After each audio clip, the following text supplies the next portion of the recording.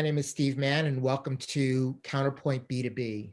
We're a B2B marketing podcast with the goal of making B2B marketers smarter, wiser, and better.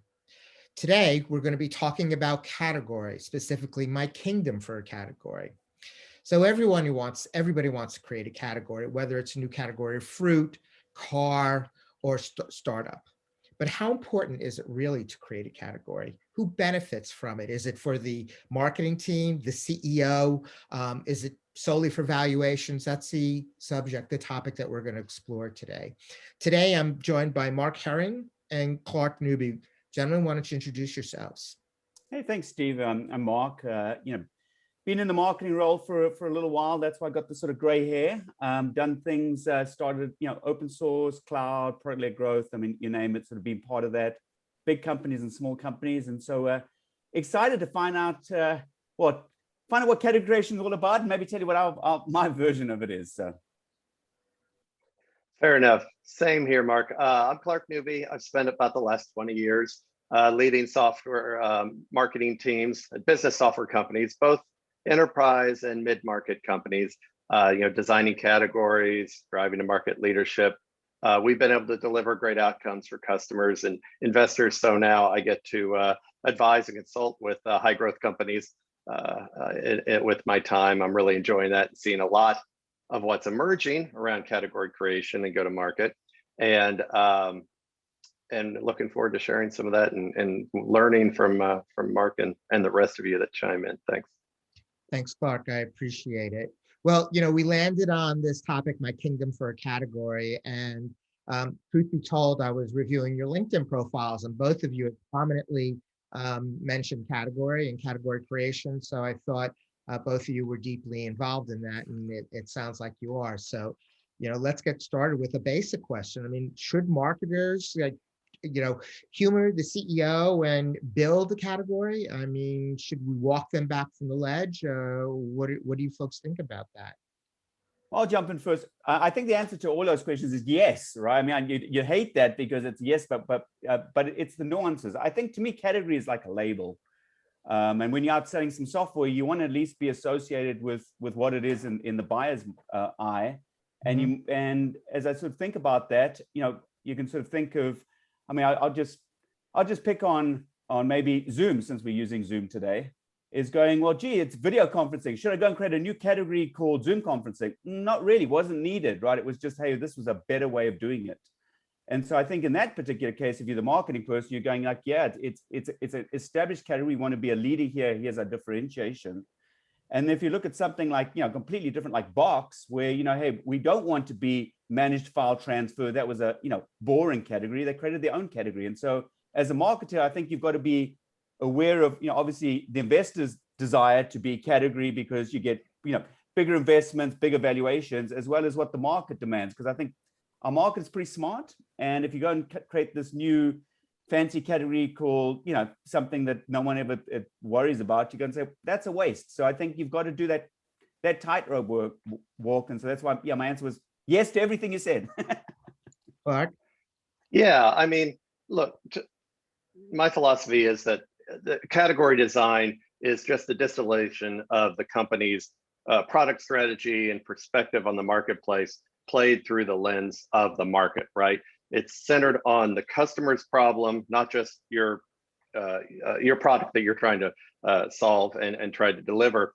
And it's about being differentiated. So not just playing by somebody else's rules, right? So, some of that has to do with the label, some of that has to do with the execution out in the field, but it is, I can't think of a couple of two things more important than customer focus and differentiation, right? So to me, it's core to the organization's strategy. That's why I think category work really isn't a CMO issue, it's a CEO and executive board issue. So it's a call you better heed, because if you're not it's not just coming up with a new acronym or something. That's why there's so many crappy acronyms out in the world that go wherever they go to die, right? So it's been established that a category king or queen can take 70 to 80% of the profits and the market value in an industry, right? So read Play Bigger by Chris Lockhead, who I worked with back in the Mercury days, right? They've actually done work on this. They've actually studied the companies. And so you could back away from the ledge of category creation if you want, but if you do, you're just leaving the whole market for all the hang gliders that are going to go after it. So interesting. I guess I want to take a step back for a moment. I mean, let's come to some sort of definition of category, because what I've just heard is it's really essential to take market. And then I've also heard, well, it's not really, necessary to take market share. So, let's define category. Mark, what's your, give me your, your elevator pitch, your 20-second, this is what a category is. Yeah, I mean, in some ways, I distill it down to it's something that you're trying to put in the mind of the buyer that's what they want to go and buy, and sometimes that exists. I mean, I was just thinking as you were saying that stuff. I mean, back in marketing land, 101 type of deal, you had Marketo come along and had to create a whole new category out marketing analytics. It's and a whole new set of terminology that went with it. And so, what did that create? It created people like, probably like Clark, like you and me. They're like, oh, we need one of those to run our marketing team. We need to get better at that. But it was in the, almost like what eventually got called wasn't probably what Marketo wanted it to be called. And I think sort of I'll take the Hadoop space that I would be intimately familiar with. Gartner called this thing big data, the world's worst name, right? But it stuck because people was going, oh, what is my big data budget? What is my big data solution? So I think it's a name of something that people eventually aspire to buy into that. I want to go and buy something for my big data strategy, but it's but I think it's not. I think it's too far stretched to go and say, hey, you've got to come up with some cool name. I think over time the market gives you that name, right? I think you go and call it different things, and we talked about this on the pre-call, right? It's like if you get to $100 million, you can maybe say, hey, I'm getting close to category, right? Usually you have to go and wait for many of you get to close to $100 million and then say, this category exists and here's our unique differentiators within this category, right? So yeah, I can say a simple definition to me is a label that you want your buying public to know this category of, or this class of software as being part of. Thanks, Mark. What about you, Clark? How you feel? Yeah, I guess I'd go farther, right, than label, right? I think the label, we've all been binging Schitt's Creek, right? I think I like the wine more than the label. I'm more into the wine than the label. I think the label is an important part of the category, but the category is what's in the bottle, right? The category, again, is you have to figure out the problem the market is trying to solve, and maybe it's a problem they don't know they have yet. Maybe it's the ramifications of a problem they don't yet appreciate yet, and how you're going to tackle and solve that. Now, if you come up with a great knit label, the label may well move around in the marketplace, as you point out. The label may not be taken up, but if you don't have that strategic work done behind it, when the labels shift around, you still won't be able to close on that opportunity, right? So I think that category creation isn't just branding and the label, right? It's that strategic work of company strength, product strength, and category definition, I think, that really gives you the core position of strength to go execute in your market, to set the conversation in the market. Even if you wind up, even if it winds up, the AdWords shift around and it's called something else, you want to be those experts solving a problem in ways that others can't. Yeah, I definitely agree with that. I'd sort of say, I would view that as, hey, there's the category creation work in terms of, defining what the thing is. And then there's almost the, why are we because you want to be a leader in a category, right? You're not creating categories to be right. a follower. So then it's like, so why do we lead in this category? Why are we differentiated in this category? Because otherwise you basically then paint yourself into a terrible corner going, no CEO wants you to be in the bottom left quadrant, right? Top and the right, right? So it's all, yes. Yeah. Why would you do the first without the second? Exactly. Right? Kind of first law of marketing thermodynamics is do not create primary demand if you're not the leader in the market. You're just feeding somebody else's funnel, right? Yeah, exactly right. Well, as usual, I kind of disagree with both of you. Perfect. I like Although I'd say I'm a little bit more aligned with Clark. I mean, the way I think about category, and tell me if this is how you think about it. Mark, you made reference to the magic quadrant, right? Yeah. Well, if everybody's in the upper right-hand quadrant and everybody's a leader, then nobody's a leader, right? And typically those quadrants get so crowded that it doesn't make sense to even try to enter that category, that quadrant. So the way I view it is part of building a new category is stepping outside of that magic quadrant and establishing basically a new one, right? Saying, I'm not going to play in this, that we're completely different. And so marketing, I think marketing is almost an afterthought with regards to category. It does that heavy lifting for sure, but it has to begin with the product and the pain that the product is solving. And so that's how I think of it. It's like it really begins with corporate strategy, product pain that's being solved, and then marketing comes through to say, okay, we've got a brand new widget. Can we take this to market differently? So I'll push back on that, because I think that puts marketing in too much of a, you're just in the caboose, right? You're not running the train. I think you as a marketing leader, you've got to give the company that direction to go and say, hey, there is this category already exists, and like you say, it might be crowded. Okay, let's do category extension then. Let's go and say we're this, but only asterisk better over here, and let's go and call it something different, right? And we've seen sort of that happen, through our industry. I mean, I think Box is a good example there of you could go and look at the managed file transfer quadrant and go, well, we don't want to be that. We want to be something new, but but then you look at sort of other things, and I go back to Zoom. It's like there was an established category there, a busy category there, right?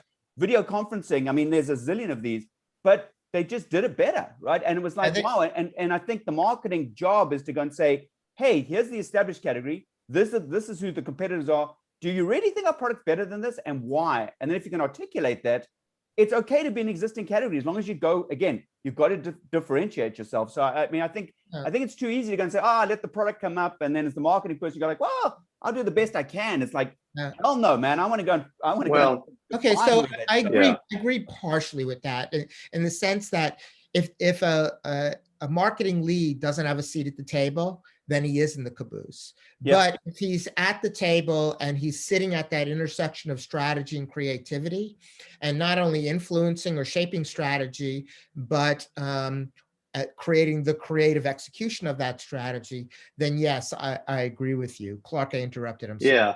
No, that's good. There's lots of good stuff here. We got to cram it all in, right? But I think that there's often a blurring and a blending of category creation and branding, right? And so the caboose stuff, some of that execution stuff, that comes at the back end. But I don't think, certainly I'm not saying, Steve, I don't think you're saying that marketing isn't at the front end of this process in the go-to-market strategy that is the genesis of the category design.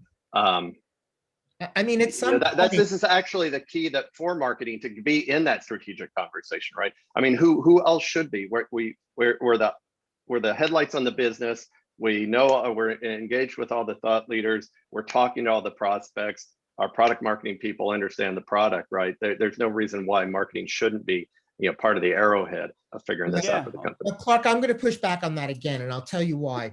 Yeah, what I hear you describing is a relatively mature organization, right? But going back to the Dropbox example, I'm three guys in a garage, right, trying to build, or we work trying to build something that we think is really going to move the needle.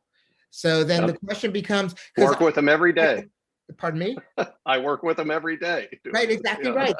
So, are folks thinking about category creation? And like, when in the life cycle of a company does it make sense to begin thinking this way? Because I feel like we're talking about organizations that are too mature right now.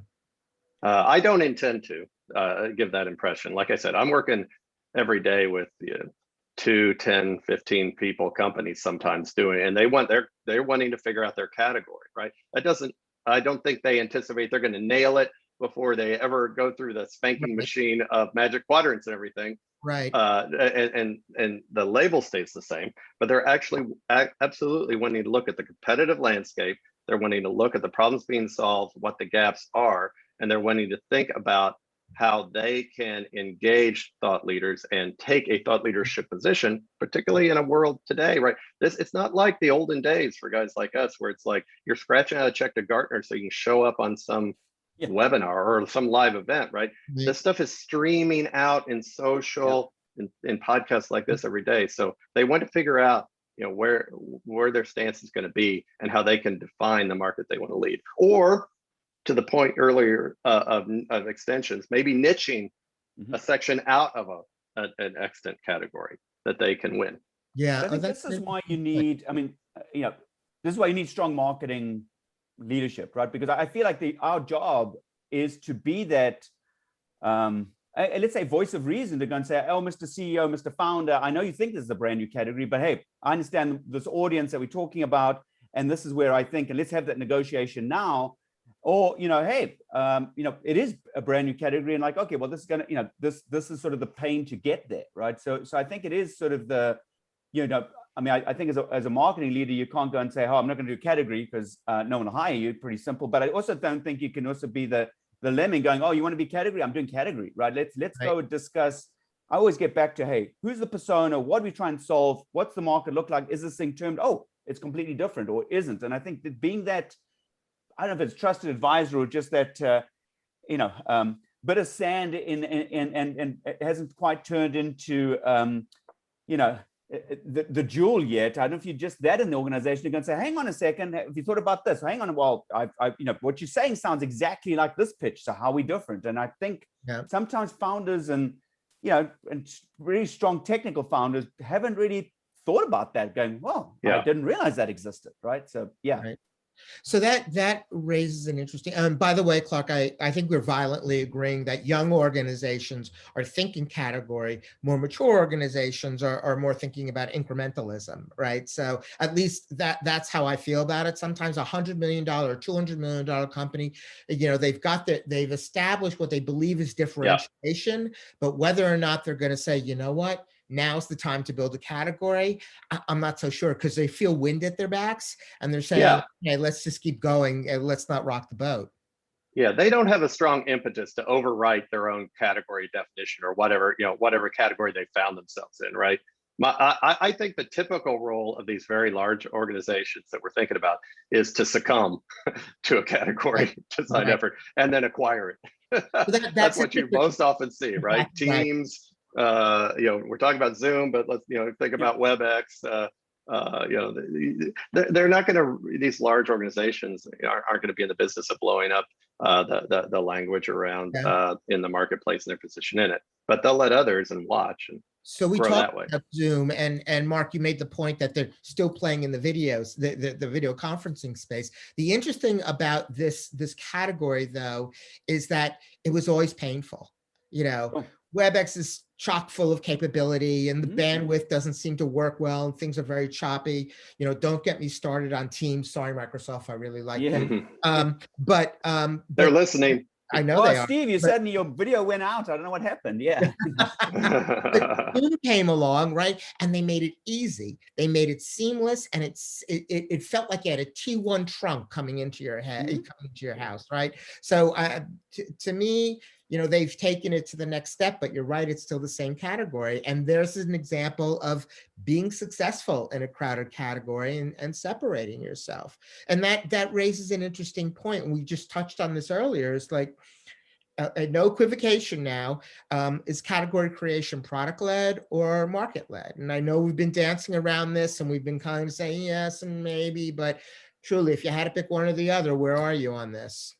Oh, I'm 100% in the market led. I think the product needs to follow in suit to do that thing. And I think it is definitely more of a, not just the marketing person. It's CEO led. But, I think product follows. I don't think product leads in this thing. You've got to define where you're going. What about you, Clark? Well, category is about the problem, right? It's not about you, it's about the problem. So that means it's market, right? The market is a series of signals. It's their buying decisions, investment priorities are being made, thought leadership conversations are being had. So that's the definition of outside in, right? So a breakthrough product or technology can't create a new category without, in the absence of like delivering value to to a problem that needs to be solved. So I think this only runs one way: outside in, the market, the problem, and how our solution is going to address it. Can I play contrarian again? No, That's what we're here for, man. Yeah. Otherwise, you'll all just agree it's terrible. Yeah, right. So I think it's product led in the sense, and maybe we're saying the same thing only differently. You need inputs from the market to decide what you want to build. You know, the question is, if I get those inputs before I've actually looked at if I get those inputs, is that enough to say, okay, I see what some of the pains are, I'm going to build a product, and that product's going to create a new category? Or do I build that product and then say, okay, we have this product now, should we create a new category? What can we do about that? I fall in the camp of the product, pains come in, we listen to the market, to your point, Clark, we build product, but then we take it to market, and the category's already been defined by the technology, not by the go-to-market strategy. Yeah, I mean, if we could do this once, this would be awesome, but that's not how any of this works. It's iterative, right? Guys. So lead, yes. So market, the market leads, product comes along for the ride, and certainly even in an early small company, some of the first muscle is around not just development, but product marketing, whether they call it that or not. It's, getting inputs into the product roadmap. Right. But I just think you can't do the product without the market. No, so the market has to lead. I was going to go down obviously you can't be in a category without product, right? I mean, it's like I said, we can go define what we want to be, and a product isn't there. So there is that side of the world, but again, I think you can have a product that just doesn't know where it wants to be, and it just listens to the market or these customers, and you build Frankenstein at the end of the day. Like, it's like, because you don't have the strategic imperative of where do we want to be, right? So I think, I know, other than I use Zoom all the time, I know nothing about the strategy. They never worked for them. So again, it's great to pontificate about the stuff, but they had some pretty simple things, which I think you were up to. It's like, hey, make it easy to use and make sure that voice always works, right? It was like, it just worked, right? And so obviously there was a ton of product that needed to go make this happen, but I can guess that there were customers going, oh, but we need widget XYZ on this thing. And then we need, why can't we do whiteboarding on it? And like, no, that's not part of our strategic vision. We've got to go and solve this problem first. And I think that's where you sort of get, why does companies succeed in this, is that clarity of vision, which is sort of like, it's the whole team getting together, because it's not just a marketing problem. It's not just a product problem. It's like, we really believe there's a need over here, and we're betting down on these 3 or 4 aspects of it, right? And so, I think that's incredibly important for focus and actually being that category leader. Yeah. The category should be baked into the company's vision and mission, right? Because that you make that's a great additional observation, which is the product roadmap. Right now, how many times have we seen young companies? We've got 20 customers, they're doing 18 things with it. And you're screwed almost as soon as you get out of the gates, because you can't resource to a kind of a North Star vision of what the product is going to be and the market that it's going to serve. Yeah, okay. I think the worst one to me, Clark, is and we've all been in this. You're in the end of the quarter, and a sales guy comes in and goes, "Man, if we just add this one feature, we will get $1 zillion, right?" And it just never materializes. I don't know. I mean, I got to tell you, they don't close the deal. Never. I know. It's only happened to me. I'm just unlucky where I've been, I guess. No disrespect to all the VPs of sales that I've ever worked with. I love you all, man. So, all right. So we've identified a real pain in the market that isn't really being solved, or it's being solved poorly. We realize that we can build a solution to create not a better widget, but a different widget. And we've created that different widget, and we say, okay, this is unique. And then we, simplifying, we give this to marketing, and we say, okay, guys, craft the category for us, and do the market education, the customer education, and the alignment between what we provide and the new category. How do you do that? Okay, we've been asked to do it. What are the steps involved, practical steps that marketeers should go through to enter that category and do that category creation? What is the process? Yeah, for me, I mean, and again, maybe it's just because I'm a product marketing person at heart in terms of my background, it all gets down to positioning. It's like, hey, we are this to this audience, unlike X, Y, or Z. It's a Jeffrey Moore crossing the chasm positioning statement that we've all grown up with, and I go, and you just need to execute it. So what is this? How do we? And I always like try and challenge, my executive team, going that this is what we're going to be, whether this is the category or sort of the focus that we're having. It's got to be a 2-year commitment to this thing. This can't change every 2 months, right? And so, I think what it is then, you obviously then update a lot of your, communications, website, all this, a lot of content around what this is, and then who it's for. I think those two things are really important, and then it gets down into the differentiators, right? So I almost feel like you start with the positioning, and then a lot of you have a content strategy that's based upon that, maybe a digital strategy, a social strategy. I mean, all the ways you get to market with it, maybe an event strategy and a demand gen strategy, but it's all has to start with positioning, right? Company positioning, differentiation and how we think we're different, right? Yeah. Go ahead, Clark, please. Well, I agree. Yeah, I think that to me, the core of a category is your point of view. Mm-hmm. It's the point of view that you're taking. And like I was mentioning before, it overwrites the current point of view out in the marketplace with a new one, frames the challenges, maybe in a way they didn't understand before, they didn't feel before, but in a way that you can deliver the solution to their remove their pain and help them do farther down the road of their mission. So I think that point of view and the positioning that comes from it, that allows you, it gives you the platform to be consistent, right? Because you have to hear things. They always used to say you have to hear things 7 times before you retain it. I think with social media, I don't know if I can ever hear it enough to actually retain everything somebody's trying to tell me. There's so much marketing noise out there. So you need to be consistent. It needs to be compelling, because you're going to need to take these folks, unless you're just doing a freemium model, doing something pretty small. You got to take them on you have to find their customer journey so they can run a buyer's journey, right? You've got to create a content factory to deliver that message that's compelling along the way. It's also got to be critical. I think that's the other thing, which is because there's so many things going on. If you don't already have a line item in the budget, you're creating a new category. There's no line item for whatever your new acronym is, right? So it's got to be critical enough that they kind of stop and listen. And then you take that out through, you publish that through the customer journey, but then also through the market narrative, right? So who are the voices in the market that need to be hearing, agreeing, sharing this point of view with your, whether that's social, whether that's your PR campaign, that's your analyst, your AR campaign. So interesting. So I think what both of you are saying is that, the things that work in non-category creation those tools are the same tools. Distilling it down, right? That's a yes or no, I think. Yeah, I mean, it's a fun, we're taking the design into function, right? So the product will be, yes, coded the same way, it's coded, and the communication, the rails that this thing runs on are the rails of going to market.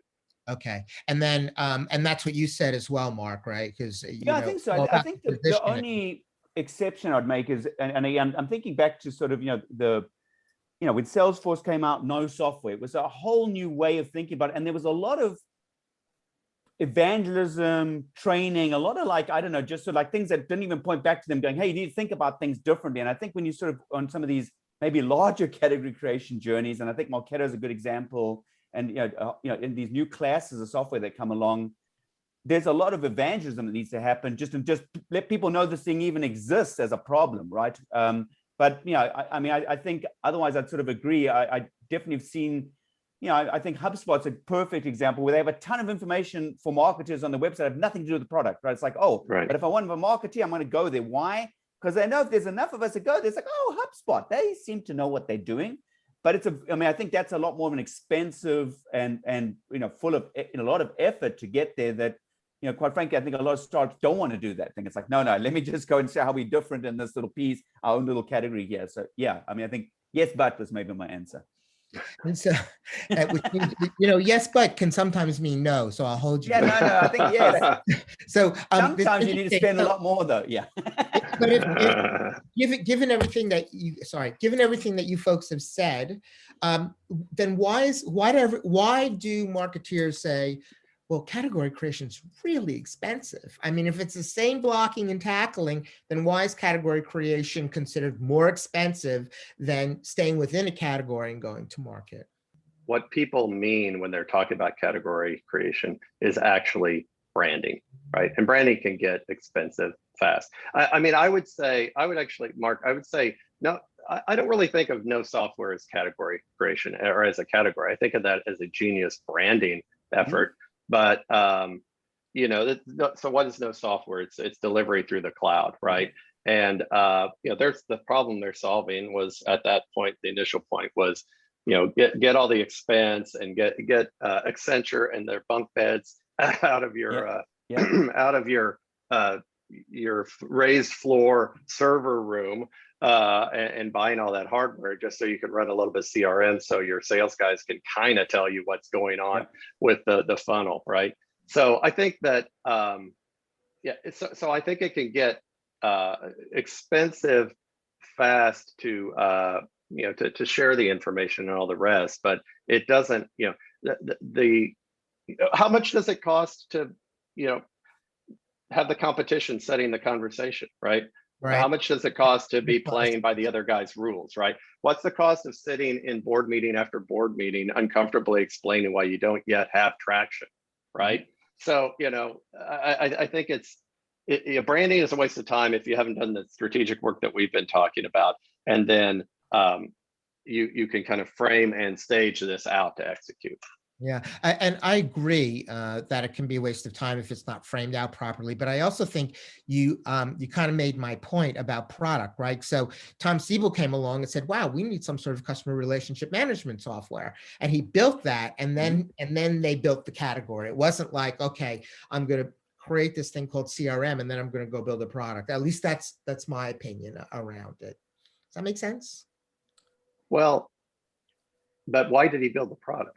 He built the product to solve the problem. I mean, and admittedly, this is a little bit of chicken and egg. Chicken and egg, or chicken and egg. Hopping in a DeLorean and going back. Yeah, I don't know which. But the people with the money are the market.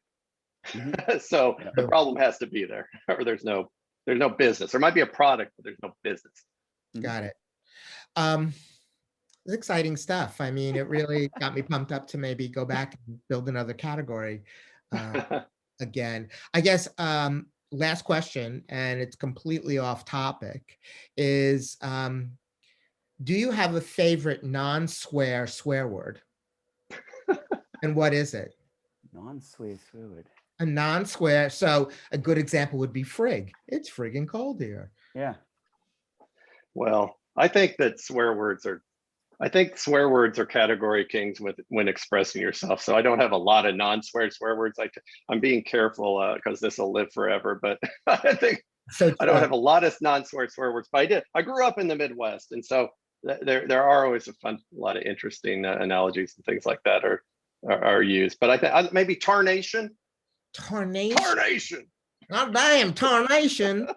All right. I wish I had a better one. I mean, I use when I find I'm getting a little too colorful for my kids, I use shoot a lot. Shoot, because it's so close, right? But it's, I don't know if that's it, but it's not as good as tarnation. I really like tarnation. That's good. But that's right. I mean, really, the place as fathers, this area is most explored when frustrated in front of your children, exactly. Right? Yeah. And the thing I like about shoot is you can get all the way. You almost get that thing off the launch pad, but you can still save it and say shoot instead of something else.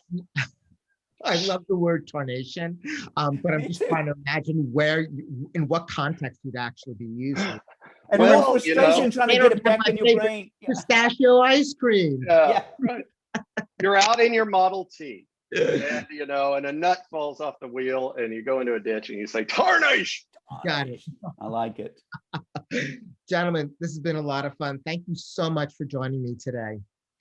Hey, thanks for setting it up. Yeah, it's been fun. Our pleasure. Thank- Take care Thank now. you, Mark. Great conversation. you Take too. care, guys. Bye. Bye-bye.